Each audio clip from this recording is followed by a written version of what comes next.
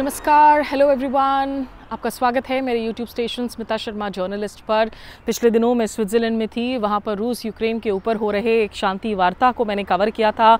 उससे जुड़ी हुई रिपोर्ट्स आप मेरे YouTube स्टेशन पर देख सकते हैं। बर्गनस्टॉक पाथ टू पीस समिट पर मैं जर्मनी में हूँ, जर्मनी के बॉन में हूँ। यहाँ डॉयचे वेल जो कि इनका सबसे बड़ा ब्रॉडकास्टर है, उनकी तरफ से हर साल ग्लोबल मीडिया फोरम का आयोजन किया जाता है, जहाँ दुनिया भर से जर्नलिस्ट्स आते हैं और ये थिंकिंग करते हैं कि कैसे नए टेक्नोलॉजी का इस्तेमाल किया जा सके, कैसे जर्नलिज़म को खुद इंट्रोस्पेक्ट करने की भी ज़रूरत है और साथ ही साथ आगे उसे रेलेवेंट कैसे रखा जाए युवा पीढ़ियों के साथ में, ख़ास करके जो इतने ज़्यादा सोशल मीडिया पर निर्भर होते हैं आज की तारीख में अपनी ख़बरों के लिए।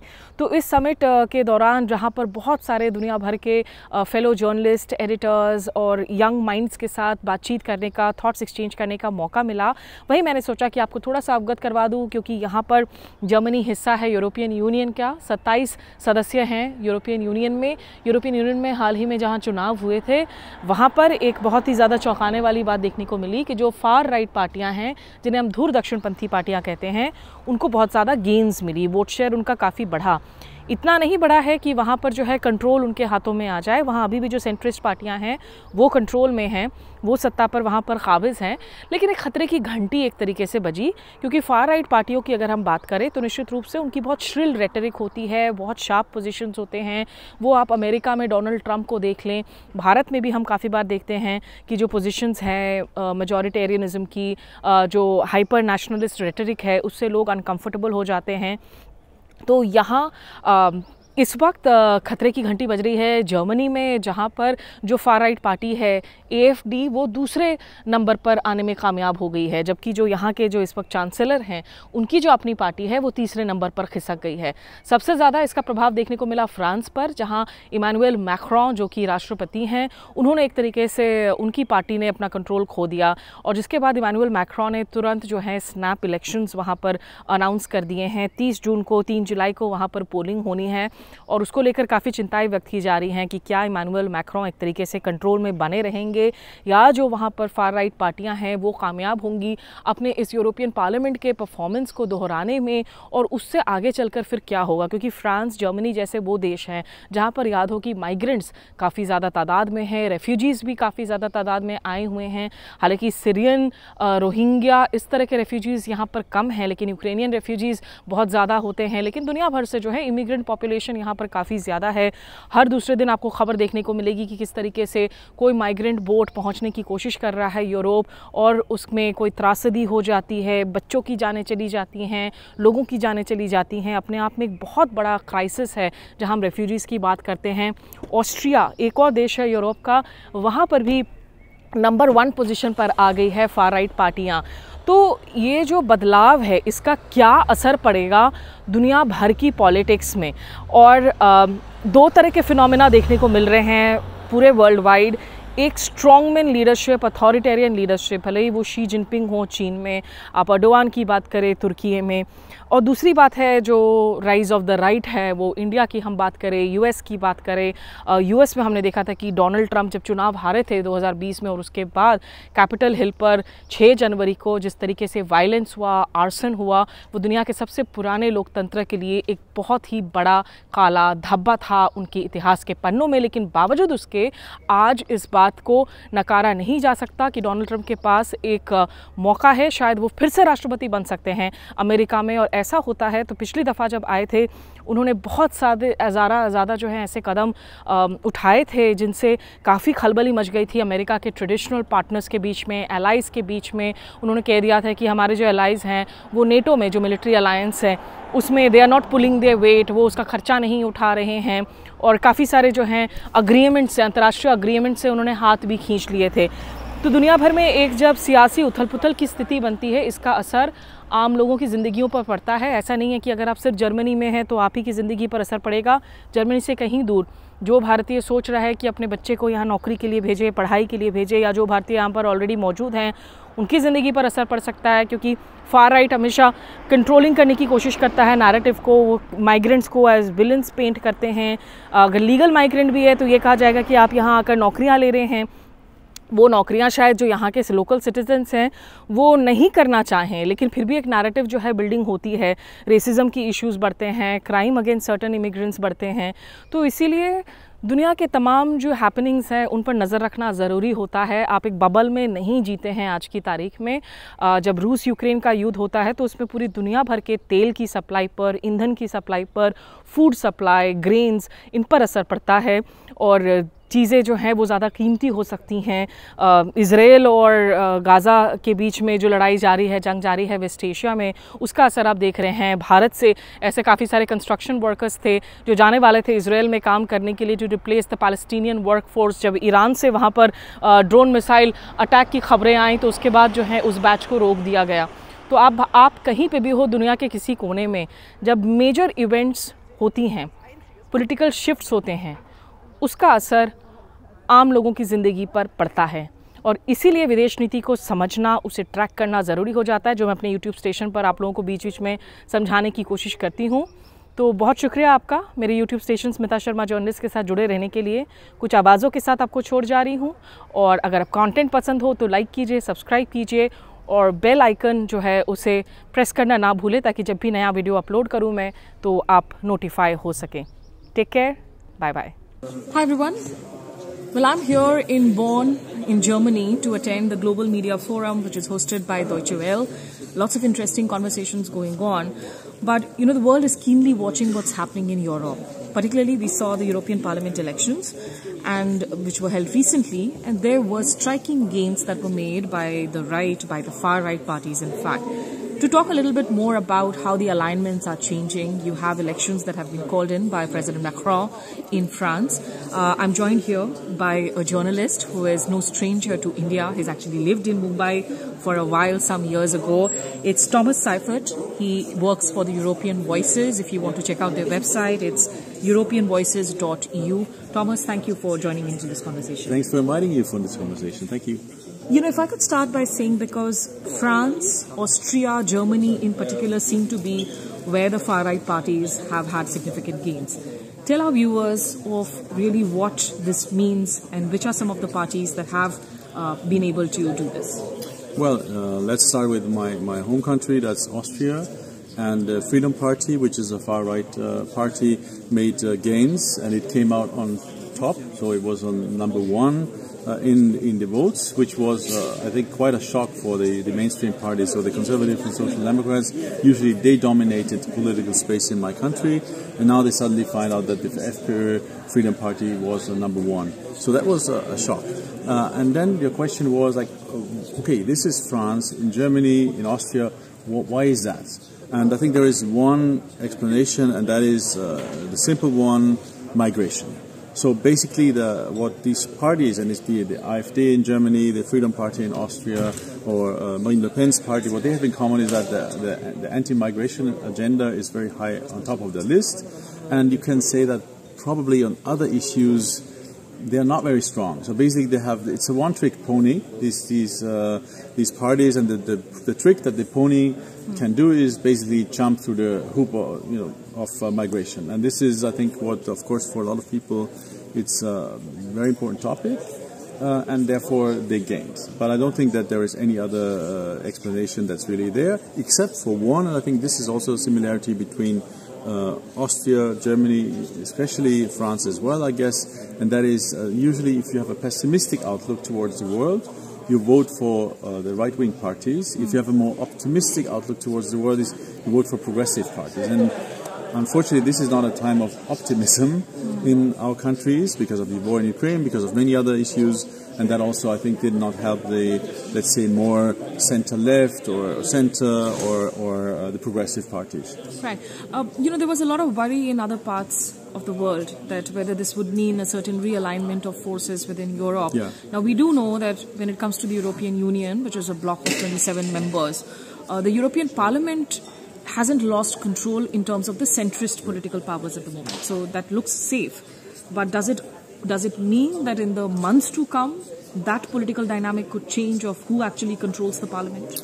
Well, the center held by and large, and I would maybe also even be willing to bet that Ursula von der Leyen, who is the Commission President, will keep that role, I think. And so I don't expect radical shifts in policies. I mean, you had shifts in policy already that the Conservative Party, especially Conservative parties, they more and more move towards, let's say, the right wing in terms of migration anyway. I mean, this is not a new development, so they kind of stick out the finger, see where the wind blows from, and they went in this direction before. And actually, there is also the issue again that migration means asylum, you know, and that is also I think the problem that basically all the lawmakers have in Europe, that we talk about asylum, and in fact, a lot of times it's migration, and the two things are mixed. And Europe doesn't have a migration policy, right?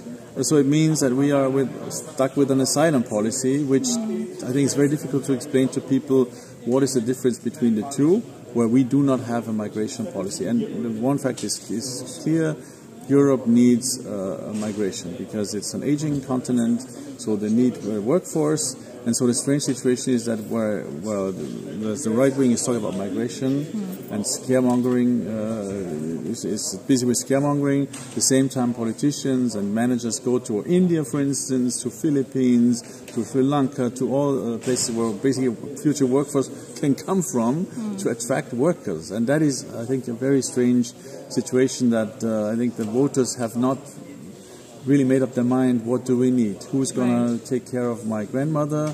And on the other hand, whom I'm going to be afraid of when they come. So, yeah.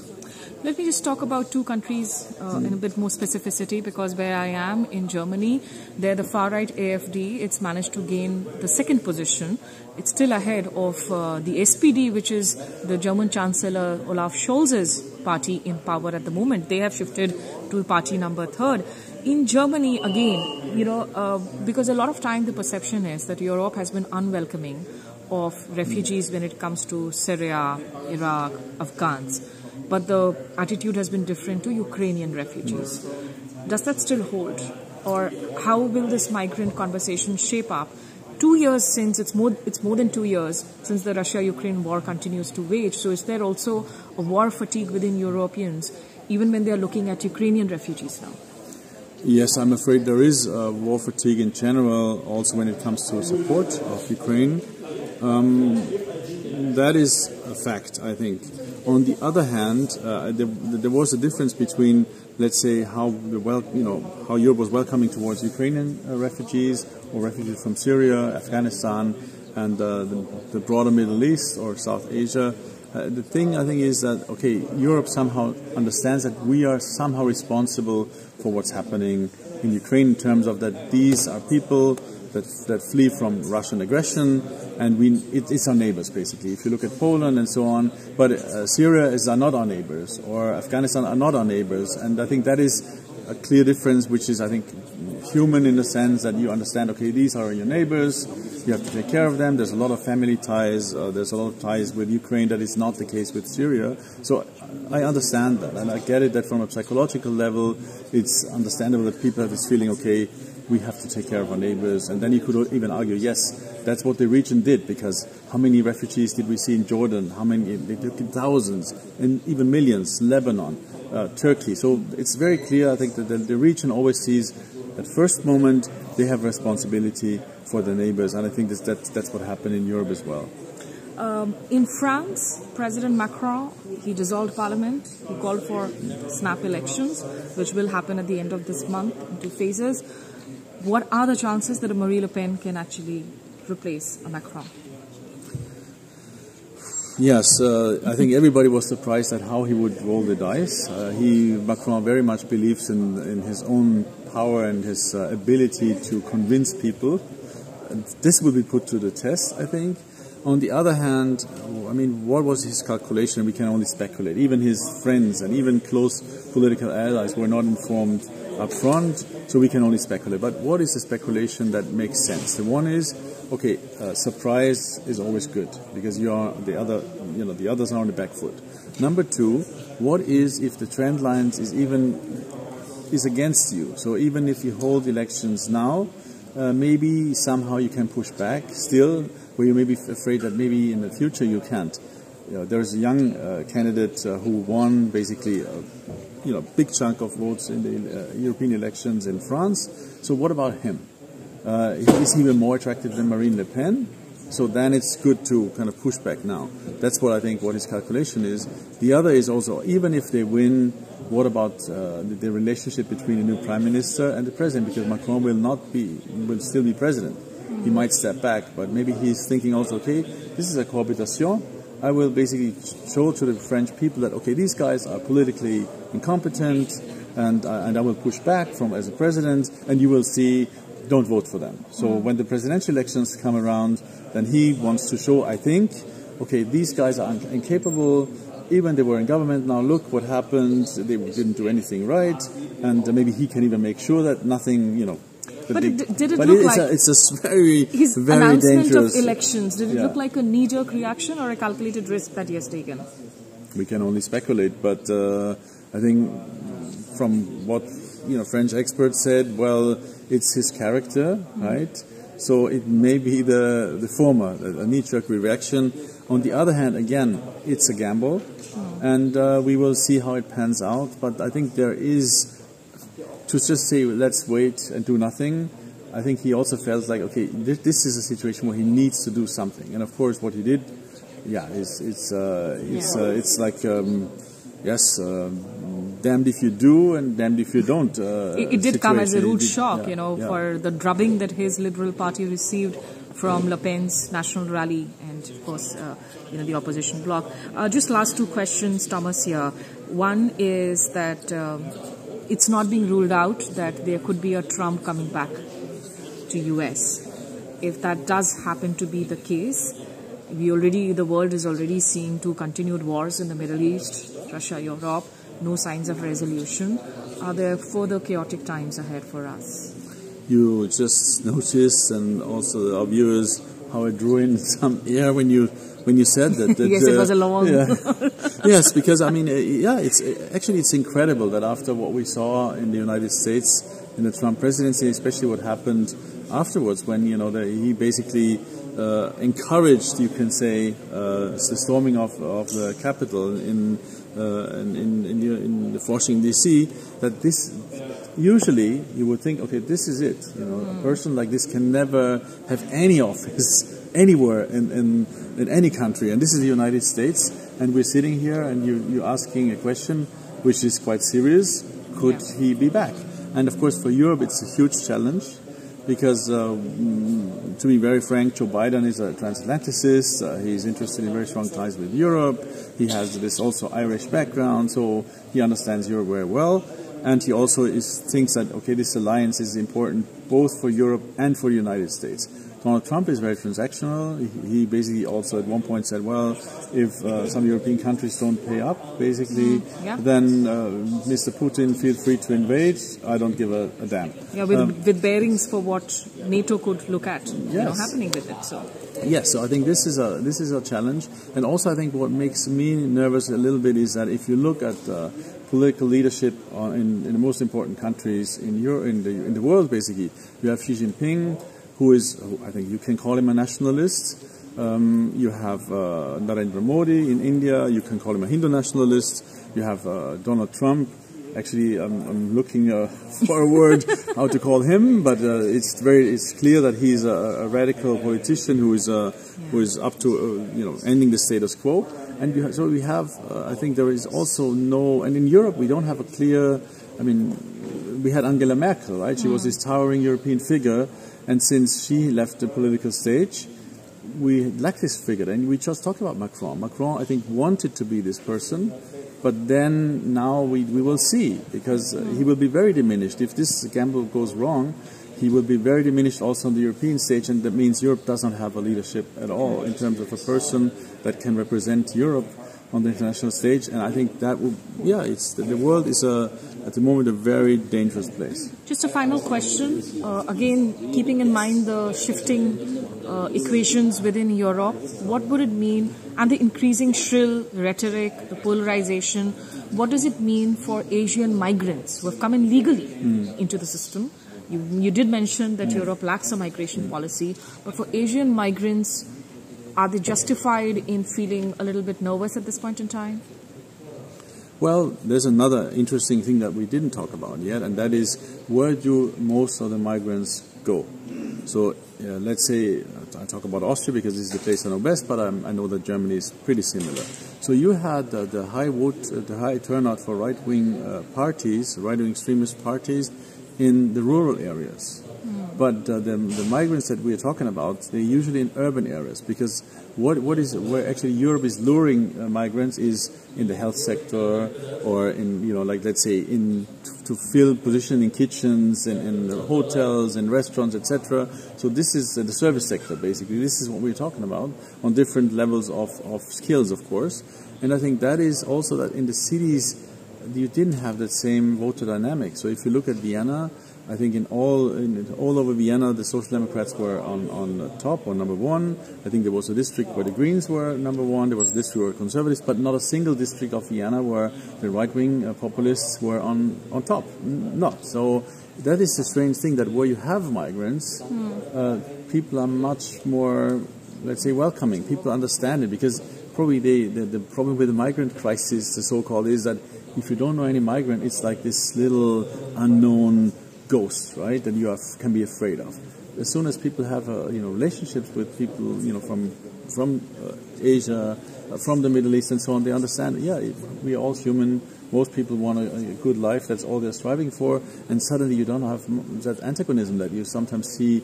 And also this political rhetoric doesn't really work, because as soon as you work, let's say, in a hospital, and your colleague is from, I don't know, Philippines, another colleague is from Sri Lanka, there's one from Bangladesh originally, there's one from India. Yeah, you work on a team and you understand that you need each other, and then suddenly the situation is, who cares where you're from? I mean, we're sitting here in this wonderful former parliament building here in Bonn, and at this moment while we're talking, it's not about you're from India, I'm from Austria. No, we're talking about the issues at hand and what we're interested in professionally, and suddenly this doesn't matter. And I think this is what you also can see in this election, that it's basically a political toy that some politicians want to toy with, but I think when it comes to how people work with each other, then things are different. And what is clear, I think that is something that there is definitely the rhetoric works with let's say, an anti-Islam agenda. This is certainly something that I'm also a bit concerned about, that this is it kind of becomes kind of a Kulturkampf, as we say in German, like a cultural. Thank you so much, Thomas Saffert, for for your clarity of thoughts, for all the insights, and as you reminded us that this is the old Bundestag, if I got it right, the German Parliament, where of course you now have the Deutsche Welle Global Media Forum being organized. Let me just show you around. There are journalists from across the world who have been invited in for this two-day conference. There are many conversations happening on journalist safety, on tools and technology, on how to deal with Gen Z, millennials, the rise of generative AI and its impact on newsrooms. But of course, what is more interest are all these sidebar conversations too on the political realities and the conflicts of the day. So if you like this conversation, do share, subscribe to my YouTube station, Smita Sharma Journalist, and do not forget to press the bell icon notification so that you get to know when I upload more content. Thank you for watching. Stay tuned in. Please subscribe. Yeah, that's Manisha Pandey. Manisha, that's a great message for me. Subscribe, hit the like button. Yay! That's a great sort of ad for me, plug in there for me. So thank you so much, guys. Bye.